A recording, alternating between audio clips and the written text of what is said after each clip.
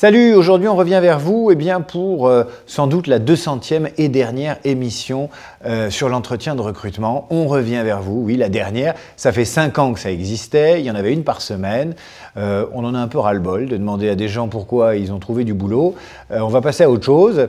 Et pour la dernière, on a décidé d'interviewer quelqu'un que vous allez reconnaître. Salut David. Salut David.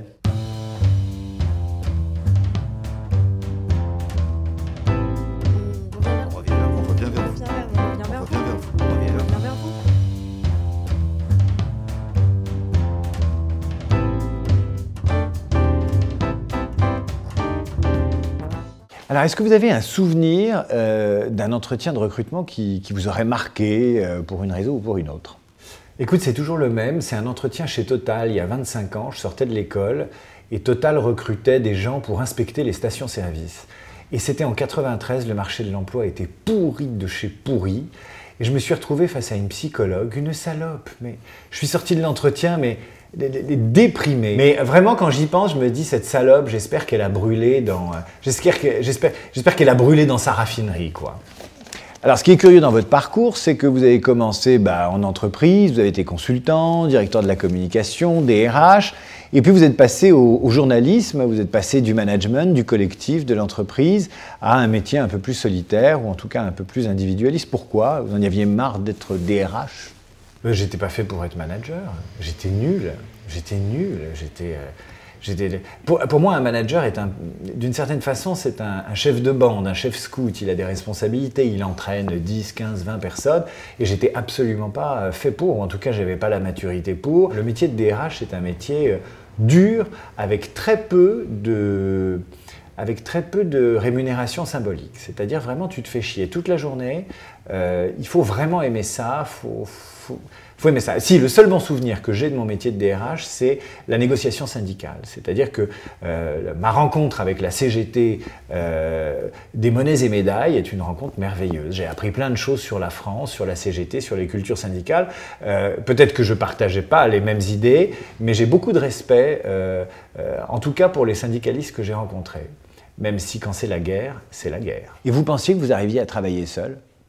L'enfer, c'est les autres. Travailler tout seul, ça peut être un immense bonheur. Ce qui est sûr, c'est que je ne pensais pas pouvoir travailler seul. Je me disais, il faut une famille, un port, d'attache, etc.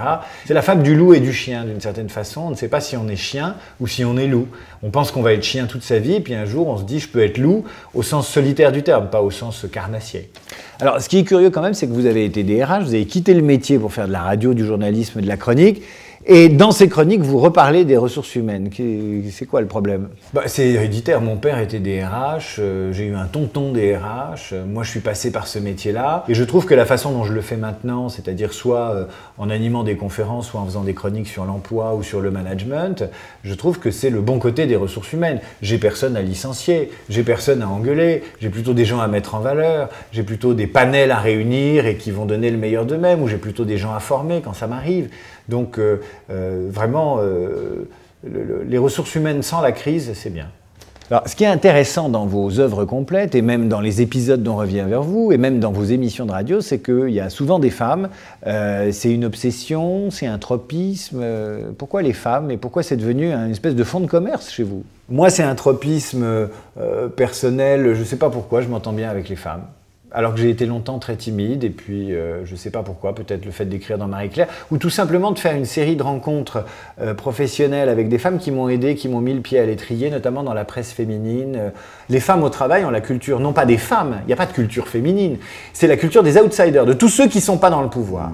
Et comme tous ceux qui sont dans le pouvoir ont globalement échoué, il faut le dire, c'est intéressant d'aller voir les autres aujourd'hui. C'est-à-dire les Noirs, les Maghrébins, les femmes, les homos, tous ceux qui étaient sur la touche, parce que ceux-là, ils ont peut-être une autre façon de voir le pouvoir, l'exercice des responsabilités et du management. Je ne dis pas qu'ils sont plus gentils, plus intelligents, plus ceci, mais peut-être que de travailler avec des gens qui n'ont pas la logique du pouvoir à la papa, c'est peut-être intéressant. Mais alors, vous préférez bosser avec des hommes, des femmes, qu'est-ce que vous préférez? Bon, tu sais, il y a des connards et des connasses partout. Je me vois mal ne travaillant qu'avec des femmes ou ne travaillant qu'avec des hommes. Mais si je devais choisir, je ferais comme Marcello Mastroianni, je ne travaillerais qu'avec des femmes. Est-ce que vous avez beaucoup recruté? Parce que vous parlez de recrutement toute la journée, mais est-ce que vous avez recruté? Je crois que j'ai été recruté en recrutant. C'est-à-dire que depuis une dizaine d'années, il y a des gens, notamment des jeunes qui ont bossé avec moi. Ça s'est imposé d'évidence. C'est-à-dire, ils disaient, moi je veux. Et ils étaient contents de bosser avec moi et c'est eux qui m'ont recruté d'une certaine façon et moi je les ai laissés faire, à la fois par narcissisme mais aussi parce que je pense que la question du désir manifesté est la meilleure façon, non pas de ne pas se tromper, mais que celui qui vous recrute pour bosser avec vous, lui il ne va pas se tromper. Vous avez beaucoup parlé de la génération Y, qu'est-ce que vous en pensez des jeunes? Je suis curieux de la voir. Je suis curieux de la voir au travail, je suis curieux des idées qu'elle m'apporte. Mais j'ai du mal à lui pardonner de ne pas avoir d'idées et de ne pas être curieuse. Mais parce que je n'ai pas été quelqu'un de curieux à 25 ans. Si je me rencontrais à 25 ans, je ne me recruterais pas. Je ne suis pas sûr que j'aurais été un super Y moi. Quel est l'épisode dont revient vers vous qui est inoubliable? J'ai un souvenir inoubliable du « On revient vers vous » qu'on a fait avec Marine Le Pen, parce que Le Pen papa était dans l'antichambre et voilà, c'était un peu intersidéral. Pas un mauvais souvenir, pas un mauvais souvenir. J'ai un excellent souvenir de mon « On revient vers vous » avec Olivier Besancenot. Dieu sait que le trotskisme est selon moi un fléau pour la société bourgeoise qui m'a tant servi, mais je dois dire que j'ai beaucoup aimé m'entretenir avec Olivier Besancenot. Je considère que c'est un honnête homme dans le siècle. Je considère que c'est quelqu'un de bien. Quel est l'épisode de la série qui vous a le plus troublé, ou en tout cas le rendez-vous ou la personnalité qui vous a le plus troublé? Le plus troublant, c'est avec une meneuse de revue du Crazy Horse qui m'a reçu dans la loge du fondateur du Crazy Horse avec des tissus tendus de rouge, une fille, une bombe dans tous les sens du terme, c'est-à-dire une jolie fille mais pas extraordinaire, mais une bombe d'énergie, parce qu'une danseuse du Crazy Horse, c'est un athlète de haut niveau. Et en plus, celle-ci parlait de management et c'était très intéressant de voir ce que c'est qu'une énergie d'encadrement, une énergie qui emmène. Donc j'ai un très bon souvenir de mon entretien avec cette meneuse de revue devenue coach de la troupe du Crazy Horse. Super. Est-ce que vous avez des regrets, c'est-à-dire des gens que vous n'avez pas pu interviewer, vous auriez aimé le faire? Ah ouais. Qui? Nicolas Sarkozy. J'aurais adoré interviewer le DRH du Parti Socialiste, puisque c'était ça. Et j'aurais sans doute beaucoup aimé interviewer François Hollande. Ouais. L'homme politique le plus drôle que j'ai vu derrière une tribune, c'est François Hollande. Cette série, elle a apporté quoi? Si vous deviez dire, voilà, on revient vers vous, c'est ça en plus qu'une autre émission ou que la énième web série, ce serait quoi? En fait, je pense que ce qui est original dans cette série, c'est qu'elle a emmené des personnes publiques sur un territoire intime, et ce territoire intime, c'est le choix du collaborateur et les ressources humaines. Et on ne pensait pas qu'en fait, on apprendrait autant de choses de l'intimité des gens en leur faisant parler du travail, de leur travail et de leurs collaborateurs. Je pense que c'est ça, le petit truc en plus de « On revient vers vous ». Est-ce qu'il y a des tics de langage de vos invités qui vous ont agacé ou qui vous ont marqué? Le tic de langage en lui-même ne m'agace pas, mais quand il devient une façon de ne pas se dire les choses, ça m'agace. Par exemple, l'émission « On revient vers vous », quand on dit à quelqu'un « On revient vers vous très vite », c'est une façon de... C'est une civilité et en même temps, c'est pas évident qu'on revienne, quoi. Est-ce qu'il y a des choses qui vous énervent en entretien de recrutement, des choses qui vous agacent? C'est le coup de fil où on m'appelle David tout de suite pour me vendre une connerie. Ça m'énerve, voilà. Allô David? Voilà, ça c'est horrible. J'aime pas qu'on m'enjôle, j'aime pas le côté enjôleur, ça me fait chier. Souvent, vous avez demandé à vos invités quel est le défaut que vous n'avez pas, quelle est la réponse qui vous a le plus surpris ou qui vous a le plus marqué de la part de ces invités. J'aurais bien aimé que l'un d'eux me dise « j'ai sans doute été un pauvre con ». Et vous, quel est le défaut que vous n'avez pas, David? J'évite de me payer de mots.